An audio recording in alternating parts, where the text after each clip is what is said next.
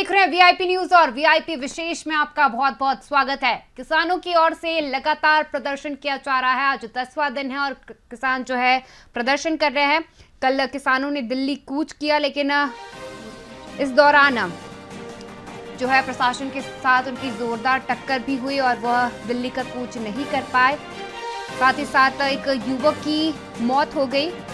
किसान जब दिल्ली मार्च कर रहे थे उस दौरान एक युवक की मौत हो गई। खनौरी बॉर्डर पर युवक की मौत के बाद किसानों ने दिल्ली मार्च फिलहाल रोक दिया है। किसान मजदूर मोर्चा कोऑर्डिनेटर श्रवण सिंह पंथारे ने कहा है कि 2 दिन हम रणनीति बनाएंगे और फिर 23 फरवरी को अगला फैसला लिया जाएगा। किसानों की ओर से लगातार प्रदर्शन जारी है। आज 10वां दिन है और किसान जो है शंभू बॉर्डर और खनौरी बॉर्डर पर डटे हुए हैं। वहां के हालात जो है बिगड़े हुए लगातार दिखाई दे रहे हैं। वहीं खनौरी बॉर्डर पर एक युवक की मौत के बाद किसानों ने दिल्ली मार्च फिलहाल रोक दिया है। किसान मजदूर कोऑर्डिनेटर श्रवण सिंह पंथारे ने कहा है कि 2 दिन हम रणनीति बनाएंगे, फिर उसके बाद 23 फरवरी को अगला फैसला लिया जाएगा। किसान अपनी मांगों को लेकर के लगातार प्रदर्शन कर रहे हैं। आज किसान आंदोलन का 10वां दिन है। किसानों की ओर से 23 फसलों पर एमएसपी की मांग की गई थी, जिस पर सरकार के साथ उनकी सहमति जो है नहीं बन पाई थी। वहीं सरकार भी उनसे लगातार बातचीत कर रही है और सरकार ने उनसे 5वीं दौर की बातचीत के लिए किसानों को प्रस्ताव दिया है, लेकिन किसानों ने इस पर अभी तक कुछ कहा नहीं है, सहमति नहीं दी है। वहीं किसानों की ओर से लगातार दिल्ली कूच और दिल्ली मार्च निकाला जा रहा है। वहीं खनौरी बॉर्डर पर एक युवक की मौत के बाद किसानों ने दिल्ली मार्च फिलहाल के लिए रोक दिया है। वहीं इस पर अधिक जानकारी के लिए हमारे साथ दुर्गेश काजरी जी जुड़ चुके हैं, उनसे जानकारी लेंगे हम। किसानों की ओर से लगातार प्रदर्शन जारी है और हम लगातार देख रहे हैं कि किसान जो है प्रदर्शन कर रहे हैं। आज 10वां दिन है, किसान डटकर खड़े हुए हैं। वहीं खनौरी बॉर्डर पर एक युवक की मौत का भी मामला सामने आया है। क्या कुछ कहेंगे सर? देखिए, 21 फरवरी को किसानों के द्वारा दिल्ली कूच का ऐलान किया गया था और कहा गया था कि 11 बजे दिल्ली की तरफ किसान अपनी कूच करेंगे। इसीलिए किसानों ने जो शंभू बॉर्डर और खनौरी बॉर्डर पर पूरी तैयारी कर रखी थी। इसके साथ साथ बहुत से ट्रैक्टरों को उन्होंने बुलेट प्रूफ बनाया था और पॉपलाइन मशीन जो थी वो भी किसानों के द्वारा प्रबंध की गई थी कि जो भी कीलें वगैरह हैं उनको पॉपलाइन मशीन की मदद से उखाड़ा जाएगा और मिट्टी की जो बोरियां हैं उनका भी प्रबंध किया गया था कि जहां भी जरूरत पड़ी, अगर कोई खड्डा होगा तो मिट्टी की बोरियों से भरकर किसान दिल्ली की तरफ कूच करेंगे।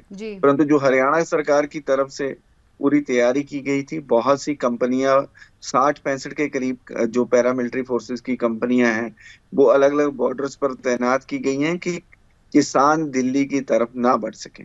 इसी बीच जो अफरा तफरी का माहौल बना खनौरी बॉर्डर पर किसानों के द्वारा जो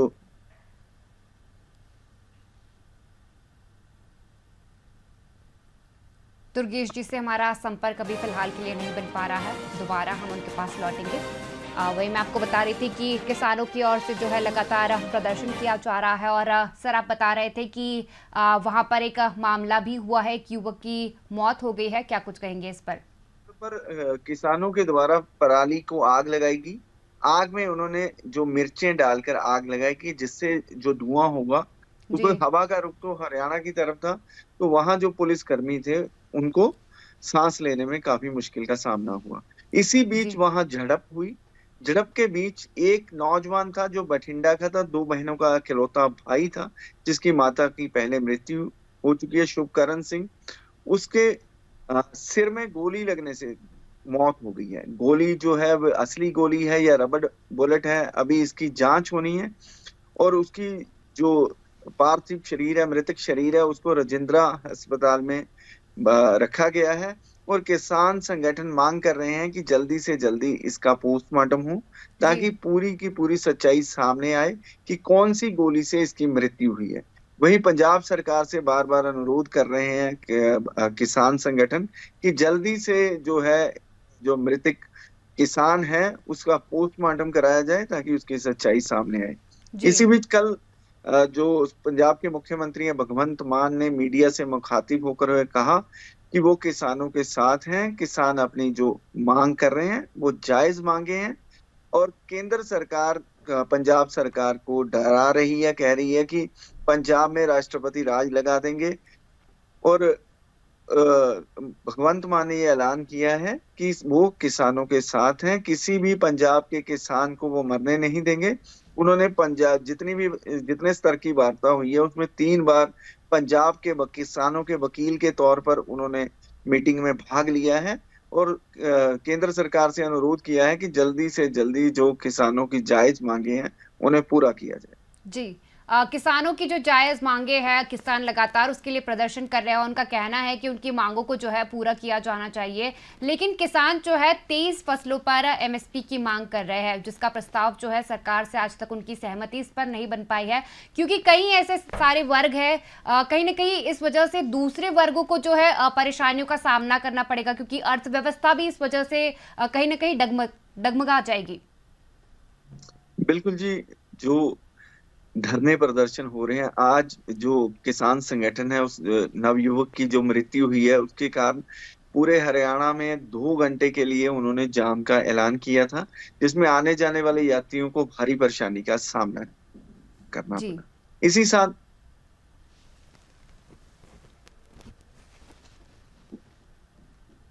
हाँ, माफ कीजिएगा, इसी के साथ अगर बात करूं, अगर व्यापार की बात है, किसी भी चीज की बात है, तो जाहिर है कि अगर जो रास्ते प्रभावित होंगे उनमें रोक लगी होगी, जाम होगा, तो उसमें व्यापार भी साथ साथ प्रभावित होगा, क्योंकि सभी चीजें इंटरकनेक्टेड हैं। जी। अगर किसान धरने पर बैठा है उसकी वजह से रोड ब्लॉक है, या हरियाणा पुलिस ने रोड को अलग अलग जगह पर बैरिकेड लगा के या परमानेंट रोक लगा के रोका है, तो उसमें लोगों में एक डर और सहम का माहौल भी बन जाता है। जी। लोग डर जाते हैं, उनसे निकलना बंद कर देते हैं, और इसी वजह से जो व्यापार है।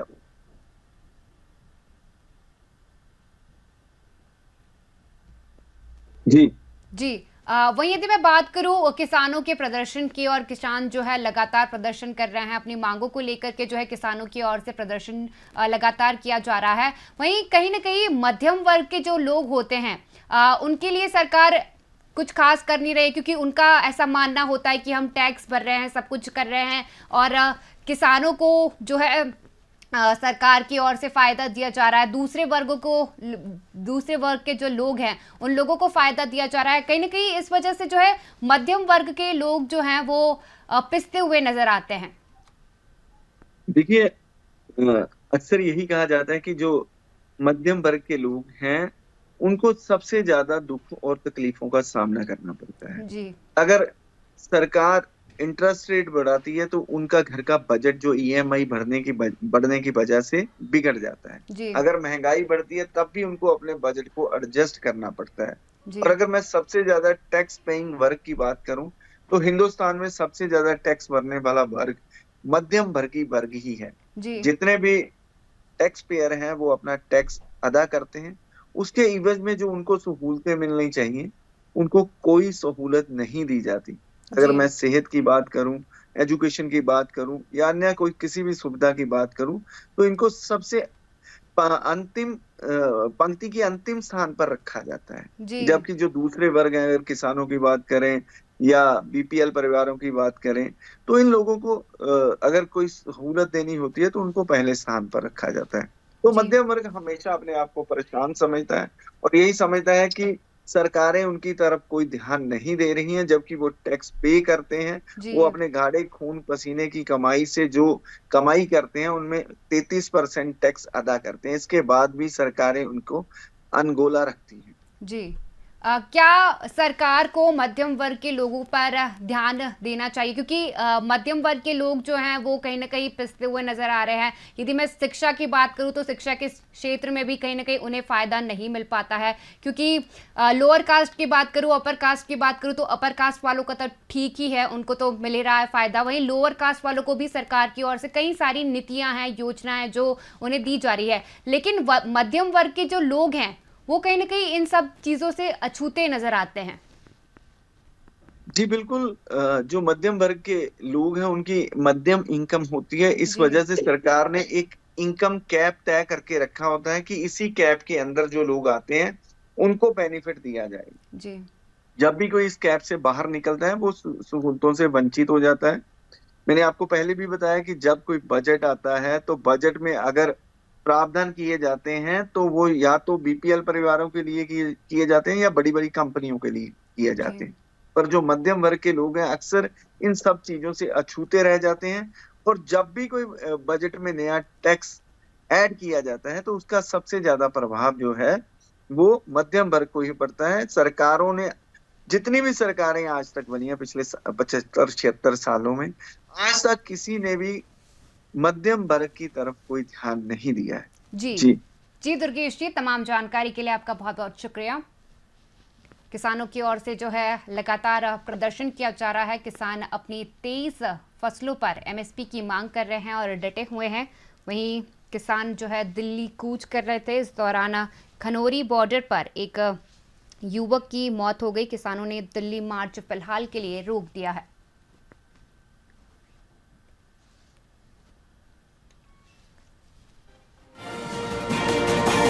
किसानों की ओर से आज 10वां दिन है और लगातार प्रदर्शन जारी है। खनौरी बॉर्डर पर एक किसान युवक की मौत के बाद किसानों ने दिल्ली मार्च जो है फिलहाल के लिए रोक दिया है। किसान मजदूर मोर्चा कोऑर्डिनेटर श्रवण सिंह पंधारे ने कहा है कि 2 दिन तक हम रणनीति बनाएंगे और उसके बाद 23 फरवरी को अगला फैसला लिया जाएगा।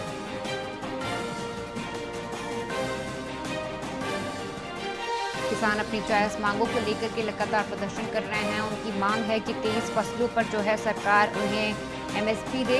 वहीं लोकसभा चुनाव भी नजदीक है। कहीं न कहीं इस पूरे प्रदर्शन का लोकसभा चुनाव में असर देखने को मिलने वाला है।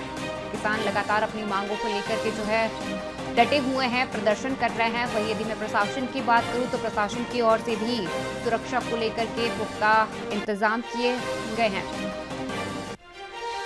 प्रशासन जो है पूरी तरह से मुस्तैद है और इस दौरान जो है खनौरी बॉर्डर पर एक किसान युवक की मौत भी हो गई है। फिलहाल किसानों ने जो है दिल्ली मार्च को रोक दिया है। किसान मजदूरों का कहना है कि 2 दिन तक वो रणनीति बनाएंगे, किस प्रकार से उन्हें दिल्ली मार्च करना है इसे लेकर के रणनीति किसानों की ओर से अब तैयार की जा रही है। और उन्होंने कहा है कि 23 फरवरी को अगला फैसला लिया जाएगा। साथ ही साथ इसे लेकर के प्रशासन भी जो है पूरी तरह से सतर्क हो गया है और प्रशासन ने भी अपनी पूरी तैयारी कर ली है। आंसू गैस के गोले जो है वो छोड़े जा रहे हैं। किसानों को रोकने की कोशिश भी लगातार की जा रही है।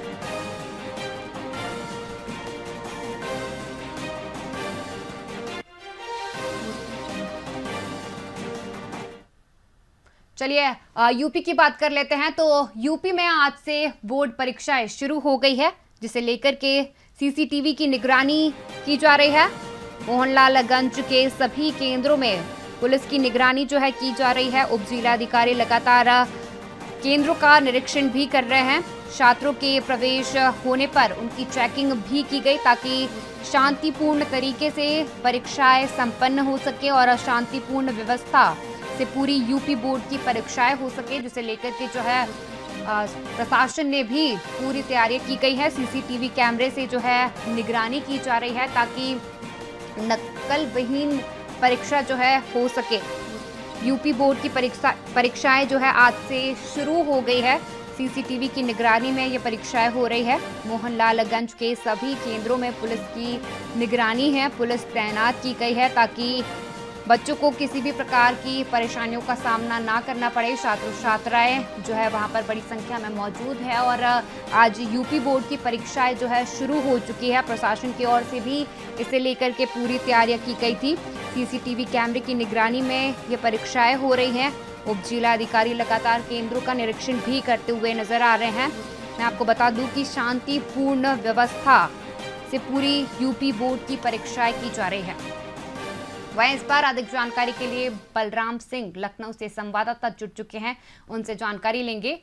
आज से यूपी बोर्ड की परीक्षाएं शुरू हो गई है। प्रशासन ने भी पूरी तैयारी की है। सीसीटीवी कैमरे से जो है निगरानी की जा रही है। क्या कुछ देखने को मिला वहां पर? जी, यूपी बोर्ड की परीक्षाएं आज से शुरू हो गई हैं। 2 पालियों में होने वाली इस परीक्षा के लिए 8,256 परीक्षा केंद्र बनाए गए हैं पूरे प्रदेश में। इन परीक्षा केंद्रों पर करीब 55,25,000 से ज्यादा छात्र परीक्षाएं देंगे। आज पहली पाली की परीक्षा संपूर्ण हो चुकी है, जबकि दूसरी पाली की परीक्षा इस समय चल रही है। इसको लेकर आपको बता दें कि करीब 1.5 दर्जन जो संवेदनशील जिले प्रशासन ने तय किए थे, उन सभी पर क्विक रिस्पांस टीम समय सीसीटीवी की निगरानी में पूरी परीक्षाएं हो रही है। सोशल मीडिया पर क्विक रिस्पांस टीम बनाई गई है, जो कि किसी भी जो अप्रिय स्थिति या नकल या कोई भी अराजकता की स्थिति में तत्काल रिस्पांस करेगी। 5 मिनट के अंदर रिस्पांस करने के लिए क्विक रिस्पांस टीम भी बनाई गई है। अभी तक परीक्षा में कोई किसी भी प्रकार की गड़बड़ी की शिकायत सामने नहीं आई है। जी, पुलिस प्रशासन किस प्रकार से मुस्तैद है, क्योंकि परीक्षाओं को जो है नकल विहीन बनाने की तैयारियां जो है प्रशासन की ओर से की गई थी। क्या कुछ सुरक्षा व्यवस्थाएं की गई हैं? जी, प्रत्येक जो परीक्षा केंद्र है वहाँ पर सुरक्षा की पर्याप्त व्यवस्था की गई है। हर परीक्षा केंद्र में जो कक्ष निरीक्षक या परीक्षक जो भी जिनकी ड्यूटी लगाई है, उनको पहली बार QR कोड से वाला उनको दिया गया है पहचान पत्र, जिससे कि वो बिना उसके स्कैन के वो स्वयं परीक्षक या परीक्षा कक्ष निरीक्षक के केंद्र के अंदर नहीं जा सकते हैं। इसके साथ ही हर परीक्षा केंद्र में कहीं पर 4 कहीं पे 6 जितनी आवश्यकता हो रही है उतने सुरक्षा बल मौजूद है। PSC की भी टीमें लगातार पड़ी हुई हैं। अधिकारी, आला अधिकारी, पुलिस और प्रशासन के सब लगातार मॉनिटरिंग कर रहे हैं, निगरानी कर रहे हैं कि कहीं पर नकल न हो। इसके साथ ही कहीं पर कोई अप्रिय घटना न हो, जिसको लेकर प्रशासन पूरी तरह से मुस्तैद है।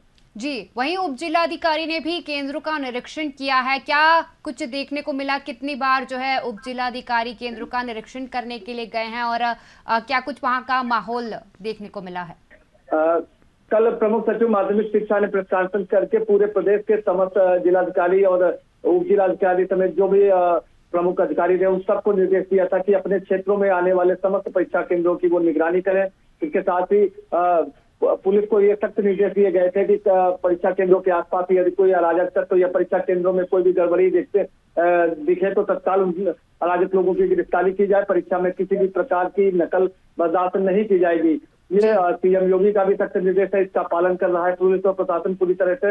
इसलिए अभी तक परीक्षा केंद्रों में कहीं पर कोई भी अराजकता की स्थिति नहीं हुई है। उप जिलाधिकारी और उनके साथ COs या जो महानगर है जहाँ कमिश्नरी प्रणाली है, वहाँ पे सहायक पुलिस कमिश्नर जो है ये लगातार परीक्षा केंद्रों पर संयुक्त टीम बनाकर जा रहे हैं, हर परीक्षा केंद्रों की निगरानी कर रहे हैं। जी, छात्र छात्राओं का क्या कुछ कहना है इस पर कि किस प्रकार से पुलिस प्रशासन ने उनके लिए सुरक्षा के इंतजाम किया और क्योंकि आज पहली पाली की जो परीक्षा थी वो संपन्न हो चुकी है, किस प्रकार से छात्रों की जो है व्यवस्थाएं देखी गई कि छात्रों का क्या कुछ कहना है इस पर?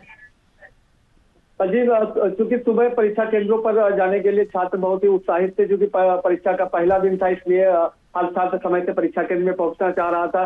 तो इसके लिए हर परीक्षा केंद्र के बाहर ही जो है चेकिंग के काउंटर बनाए गए थे। वहां पे पूरी चेकिंग करके प्रवेश पत्र और उनके जो पहचान पत्र सबका मिलान करके अंदर जाने दिया जा रहा था। तो छात्र इसको लेकर काफी अपने को ठीक से सुरक्षित महसूस कर रहे थे। उन्हें लग रहा था कि ये सारी चीजें व्यवस्था के ही अंग है और कहीं पर कोई दिक्कत न हो, कोई गलत व्यक्ति प्रवेश न कर जाए, इसलिए वो भी इसमें सहयोग कर रहे थे। जी, तमाम जानकारी के लिए बलराम जी धन्यवाद। यूपी में जो है आज से बोर्ड परीक्षाएं शुरू हो गई हैं। छात्र छात्राओं के लिए जो है सुरक्षा के पुख्ता इंतजाम जो है प्रशासन की ओर से किए गए हैं। सभी केंद्रों का निरीक्षण भी सरकार की ओर से किया गया था। यूपी बोर्ड की परीक्षाएं जो है आज से शुरू हो गई है। CCTV की निगरानी में यह परीक्षाएं हो रही है। वही यदि मैं बात करूं मोहनलालगंज के सभी केंद्रों में पुलिस की ओर से निगरानी जो है की जा रही है ताकि नकल विहीन परीक्षाएं हो सके और छात्र छात्राएं जो है इसे लेकर के काफी उत्साहित भी थे और छात्र छात्राओं का जो है यूपी बोर्ड का पहला पेपर संपन्न हो चुका है जिसमें कई छात्र छात्राओं ने परीक्षा में प्रतिभाग किया है। छात्र छात्राओं के प्रवेश होने पर भी चेकिंग की गई है, शांतिपूर्ण व्यवस्था रहे इसलिए यूपी बोर्ड की परीक्षाओं को लेकर के प्रशासन ने भी पूरी तैयारियां कर ली थी। उत्तर प्रदेश में आज से यूपी बोर्ड की परीक्षाएं शुरू हो गई है और सीसीटीवी की निगरानी में यह परीक्षाएं हो रही है। मोहनलालगंज समेत पूरे उत्तर प्रदेश में जो है कई सारे केंद्र बनाए गए हैं जिसमें पुलिस की ओर से निगरानी की जा रही है। उप जिला अधिकारी लगातार केंद्रों का निरीक्षण भी कर रहे हैं। छात्रों के प्रवेश होने पर भी चेकिंग की गई। वहीं शांतिपूर्ण व्यवस्था से यूपी बोर्ड की परीक्षाएं संपन्न हो सके इसके लिए पूरी तैयारी जो है प्रशासन की ओर से की गई।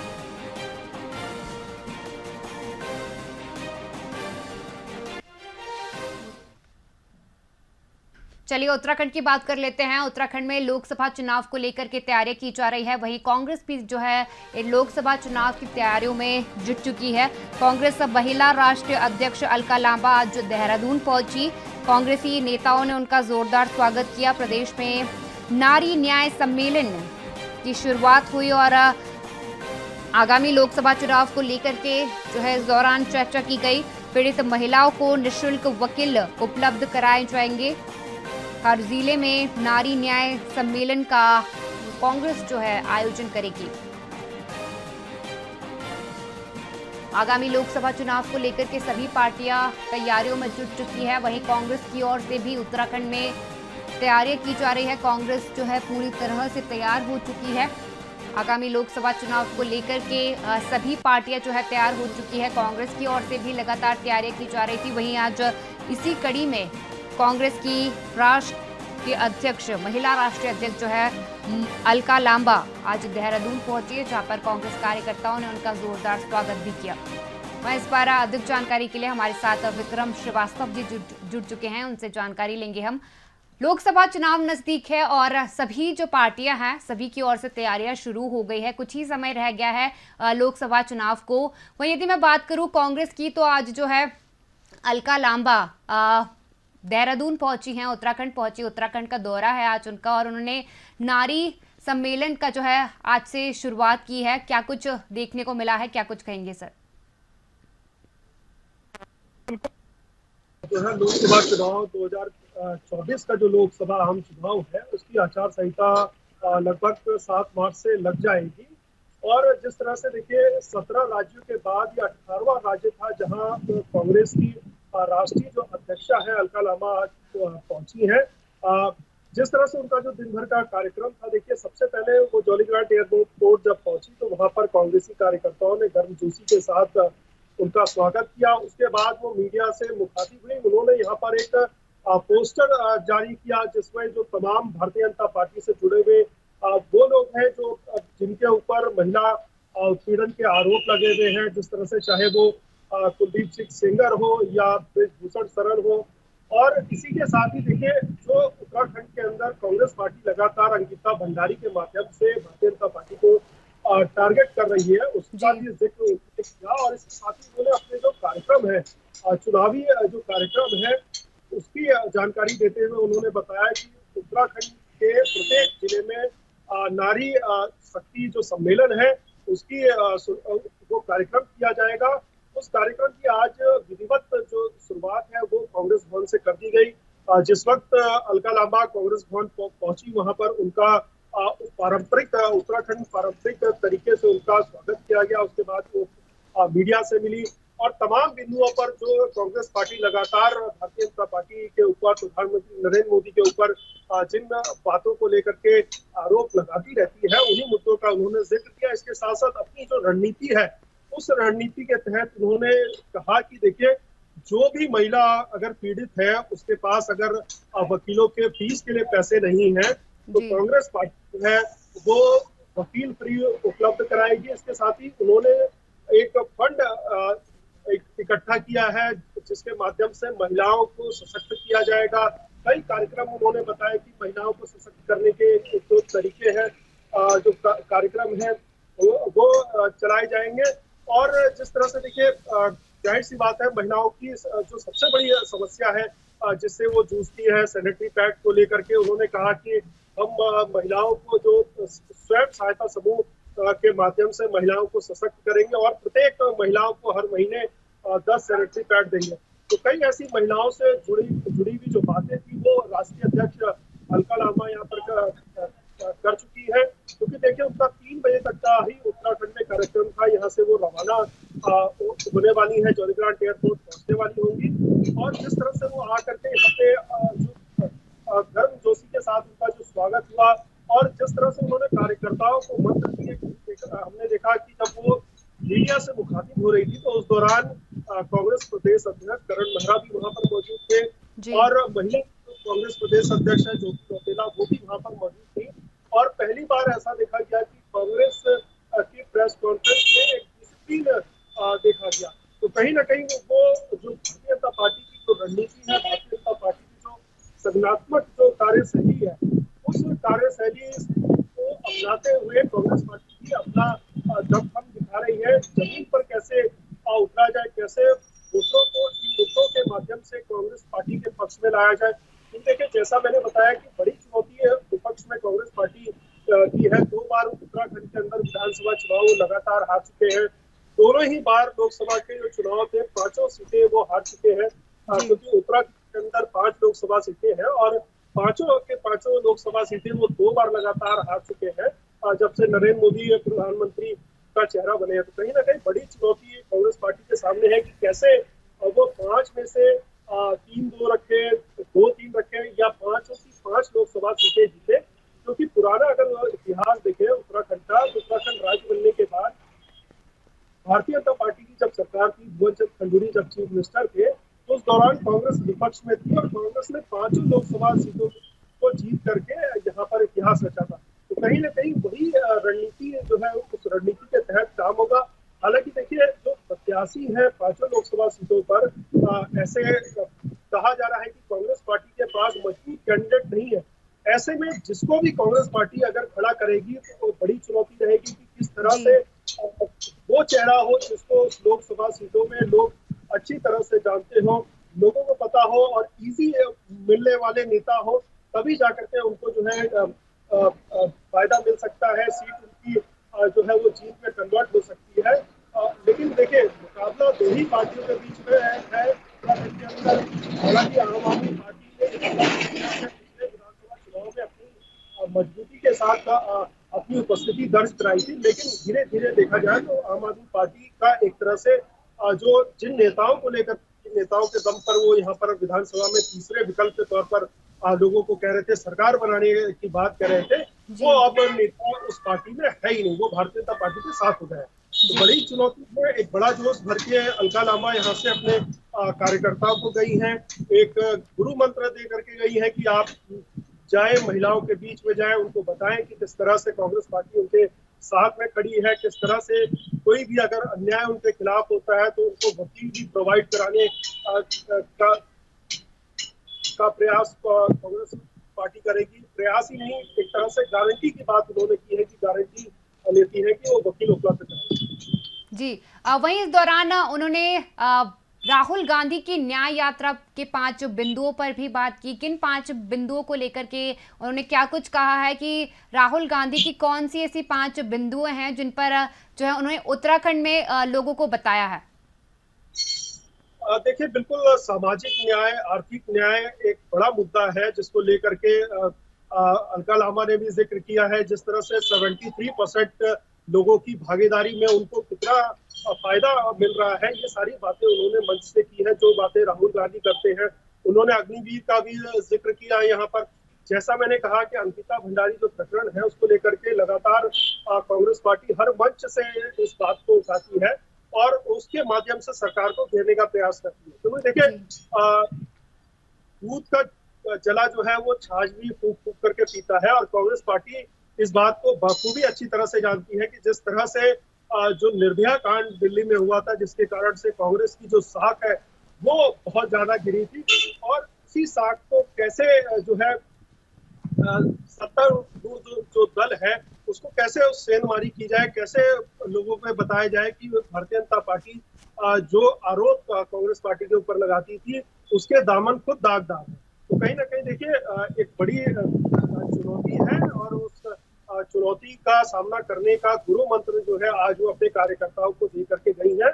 और जिस तरह से हर जिलेवार जो है नारी शक्ति सम्मेलन, क्योंकि देखिए महिलाओं की भागीदारी उत्तराखंड में बहुत ज्यादा है, राजनीतिक तौर पर भी है।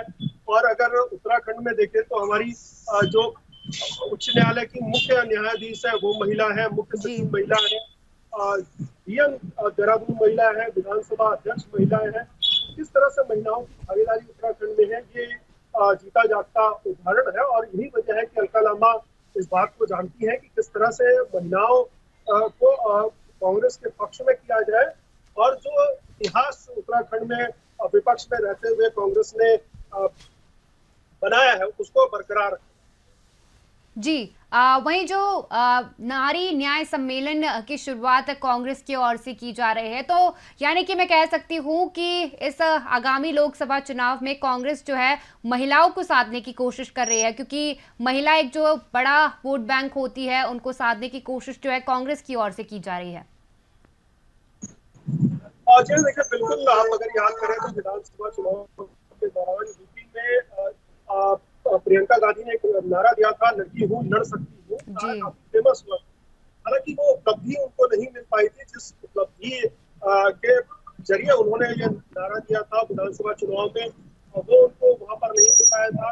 उत्तराखंड में भी उसी नारे को लेकर तो महिलाओं को कितना प्रतिनिधित्व मिलेगा, इस सवाल को लेकर के यहाँ पर ये कहा गया था कि देखिए सरकार बन जाएगी तो हम सारी जो न्याय की बातें करते हैं हम वो अन्याय किसी भी महिला के ऊपर होने नहीं देंगे जी। लेकिन इस देखिए लोकसभा की 5 सीटों पर चुनाव होने हैं, और ऐसे में कितनी महिला उम्मीदवार होगी, इस सवाल का जवाब जो है वो गोलमोल तरीके से अलका लांबा द्वारा दिया गया। क्योंकि देखिए कई बार मैंने इस बात को भी उठाया कि अगर आप महिलाओं का जिक्र करते हैं, महिलाओं की बात करते हैं, तो उत्तराखंड में 5 लोकसभा सीटें हैं।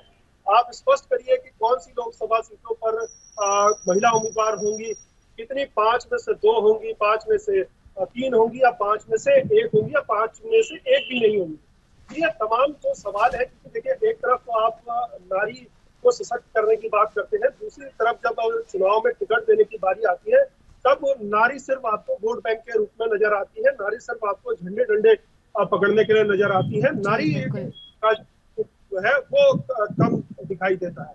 लेकिन देखिए जिस तरह की बातें कही गई हैं अलका लांबा के द्वारा, ऐसे संकेत मिल रहे हैं कि उत्तराखंड के अंदर 5 लोकसभा सीटों में से 1 लोकसभा सीट जरूर महिला को दी जाएगी, क्योंकि ऐसे संकेत भी आ रहे हैं। जो कांग्रेस की महिला जो प्रदेश अध्यक्ष है ज्योति रौतेला, उन्होंने पौड़ी सीट से दावेदारी की है, और जिस तरह से उनका विधानसभा चुनाव में उनका टिकट काटा गया था, इस बार मुझे लगता है कि उनको जो है पौड़ी लोकसभा सीट से चुनाव मैदान में उतारा जा सकता है। जी विक्रम जी, तमाम जानकारी के लिए बहुत बहुत शुक्रिया।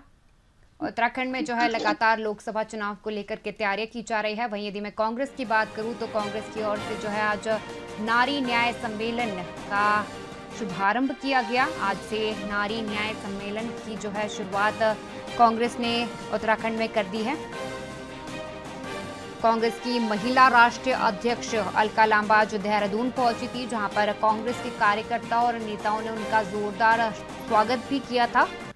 प्रदेश में नारी न्याय सम्मेलन की शुरुआत जो है आज से हो चुकी है। आगामी लोकसभा चुनाव को लेकर के भी इस दौरान कई सारी रणनीतियां बनाई गई है, और महिलाओं को साधने की कोशिश जो है लगातार सभी पार्टियों की ओर से की जा रही है। वहीं इसी कड़ी में कांग्रेस ने जो है नारी न्याय सम्मेलन की शुरुआत की है। आगामी लोकसभा चुनाव को लेकर के सभी पार्टियां तैयारियों में जुट चुकी है। कांग्रेस की ओर से भी तैयारियां की जा रही है। वहीं कांग्रेस का कहना है कि पीड़ित महिलाओं को निःशुल्क वकील कांग्रेस जो है उपलब्ध कराएगी। हर जिले में जो है नारी न्याय सम्मेलन का आयोजन होगा।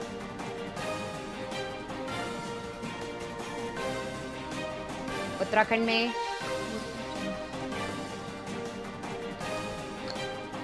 आगामी लोकसभा चुनाव को लेकर के तैयारियां जो हैं शुरू हो गई हैं। इस बार का चुनाव, लोकसभा चुनाव जो है वो बड़ा ही महत्वपूर्ण होने वाला है, जिस वजह से जो है सभी पार्टियों की ओर से तैयारियां की जा रही है। कांग्रेस महिला राष्ट्रीय अध्यक्ष अलका लांबा आज देहरादून पहुंची, जहां पर कांग्रेस कार्यकर्ताओं ने उनका जोरदार स्वागत किया। साथ ही साथ आज से उन्होंने नारी न्याय सम्मेलन की शुरुआत की है और नारियों को न्याय दिलाने के साथ साथ नारियों के हित में कार्य करने की बात जो है कांग्रेस की ओर से लगातार की जा रही है। आगामी लोकसभा चुनाव को लेकर भी इस दौरान उन्होंने चर्चा की। पीड़ित महिलाओं को निःशुल्क वकील उपलब्ध कराए जाएंगे कांग्रेस की ओर से, ऐसा भी अलका लांबा का कहना है। हर जिले में जो है नारी न्याय सम्मेलन का आयोजन कांग्रेस की ओर से किया जाएगा। वहीं इस दौरान उन्होंने राहुल गांधी की न्याय यात्रा के कुछ बिंदुओं पर भी चर्चा की है।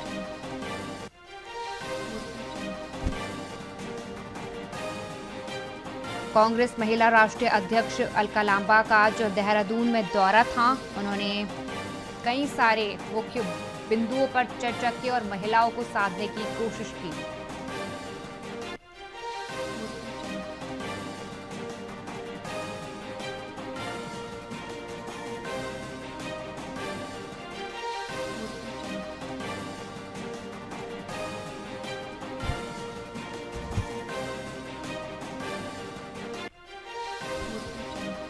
कांग्रेस महिला राष्ट्रीय अध्यक्ष अलका लांबा का जो देहरादून में दौरा था, उन्होंने कई मुख्य बिंदुओं पर जो है आज चर्चा की है।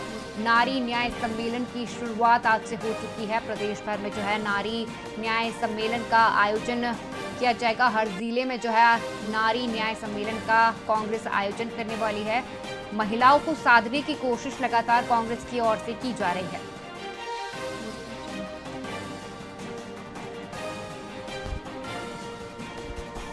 उत्तराखंड में 5 लोकसभा सीटें हैं, जिसे लेकर के जो है तैयारियां सभी पार्टियों की ओर से की जा रही है। वहीं कांग्रेस भी लगातार इन तैयारियों में जुट चुकी है। कांग्रेस की ओर से आज से नारी न्याय सम्मेलन की शुरुआत की गई है। कांग्रेस महिला राष्ट्रीय अध्यक्ष अलका लांबा जो है आज देहरादून पहुंची थी। उन्होंने नारी न्याय सम्मेलन की शुरुआत की है। इस दौरान कांग्रेस कार्यकर्ताओं ने अलका लांबा का जोरदार स्वागत भी किया। आगामी लोकसभा चुनाव को लेकर के महिलाओं को साधने की कोशिश कांग्रेस की शुरू हो गई है। वहीं उन्होंने इस दौरान न्याय यात्रा को लेकर के भी कुछ सारी चर्चाएं की हैं।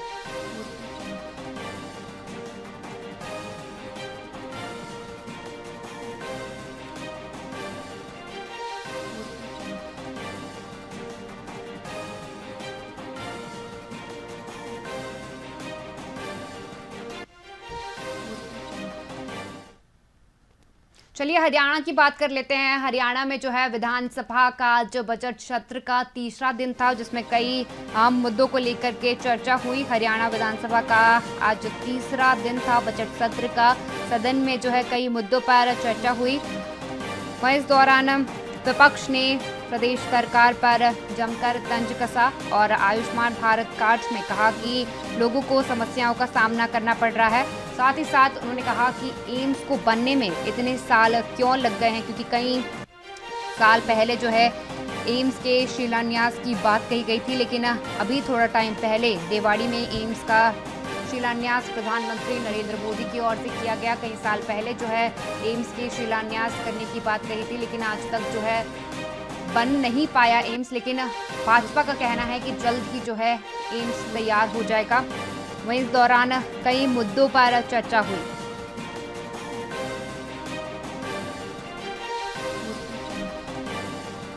हरियाणा विधानसभा का बजट सत्र का जो तीसरा दिन है और इस दौरान सदन में कई मुद्दों पर चर्चा हुई। वहीं हरियाणा विधानसभा का बजट सत्र शुरू हो चुका है। आज तीसरा दिन है हरियाणा विधानसभा के बजट सत्र का। सदन की कार्रवाई हुई और कई मुद्दों पर इस दौरान चर्चा की गई। आयुष्मान भारत कार्ड में लोगों को परेशानियों का सामना करना पड़ रहा है। आयुष्मान भारत कार्ड का जो है लोगों को लाभ नहीं मिल रहा है। वहीं इस पर अधिक जानकारी के लिए हमारे साथ अश्विनी शर्मा चंडीगढ़ से जुड़ चुके हैं, उनसे जानकारी लेंगे हम। हरियाणा में जो है बजट सत्र शुरू हो गया था और आज तीसरा दिन था बजट सत्र का, और इस दौरान कई मुद्दों पर चर्चा हुई है। क्या कुछ देखने को मिला है, किन मुद्दों पर चर्चा हुई है?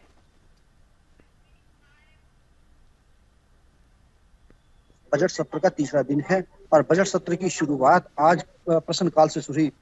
प्रश्नकाल के बाद तुरंत ही ध्यान आकर्षण प्रस्ताव लगाया गया है, जिसमें पहला ध्यान आकर्षण प्रस्ताव आयुष्मान कार्ड के ऊपर कांग्रेस की विधायक गीता बुक्कल ने लगाया था, जिसमें गीता बुक्कल ने आयुष्मान कार्ड के ऊपर हो रही धांधली का सवाल सदन में उठाया है। उन्होंने कहा है कि आयुष्मान कार्ड के फर्जी तरीके से बिल पास किए जाते हैं और ऐसा ही नहीं, रोहतक मेडिकल्स में भी मृतकों के नाम पर यहाँ से बिल पास किए जा रहे हैं, जो कि एक चिंता का विषय है।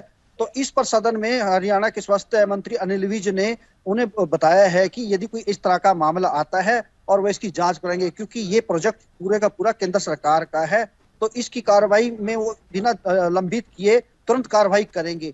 दूसरा जो ध्यान आकर्षण प्रस्ताव है रेवाड़ी के विधायक चरणजीव का है।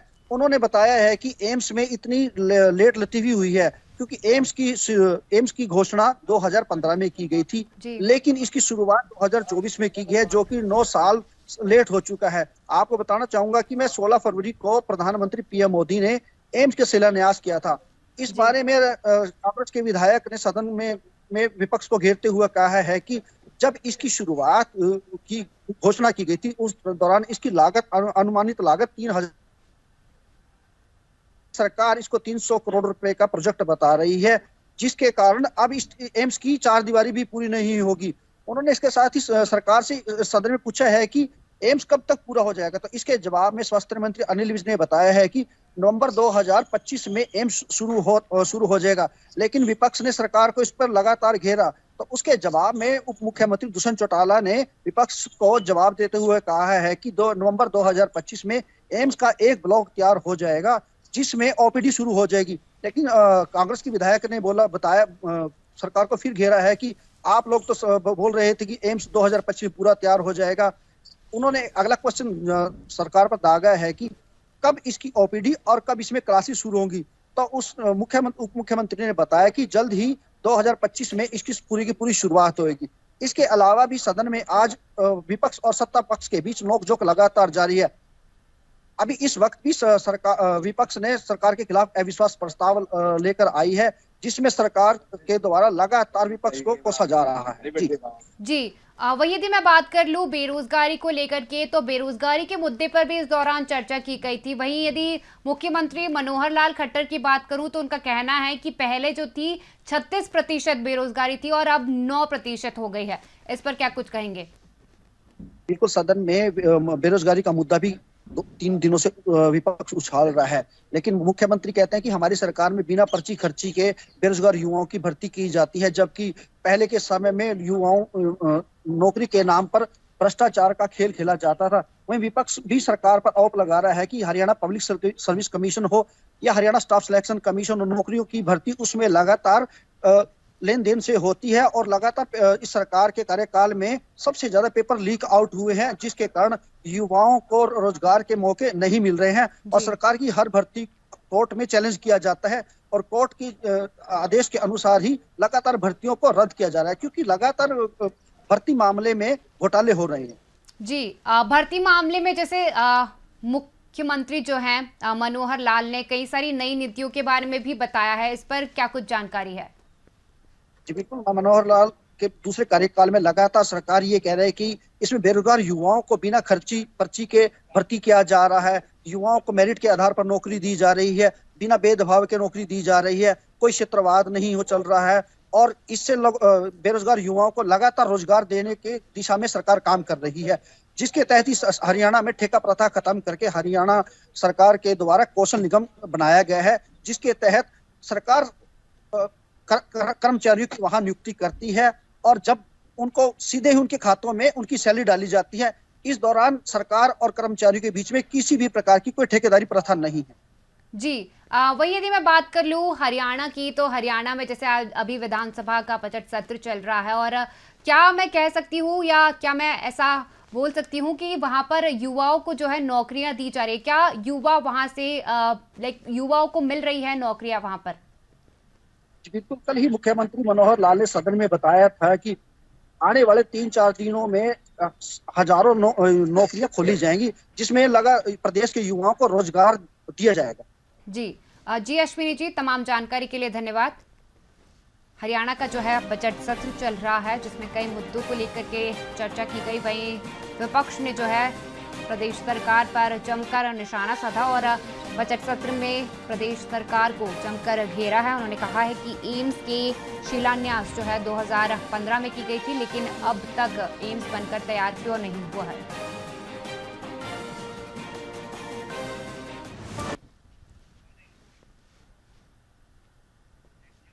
फिलहाल के वीआईपी विशेष में इतना ही। बने रहिए वीआईपी न्यूज के साथ। नमस्कार।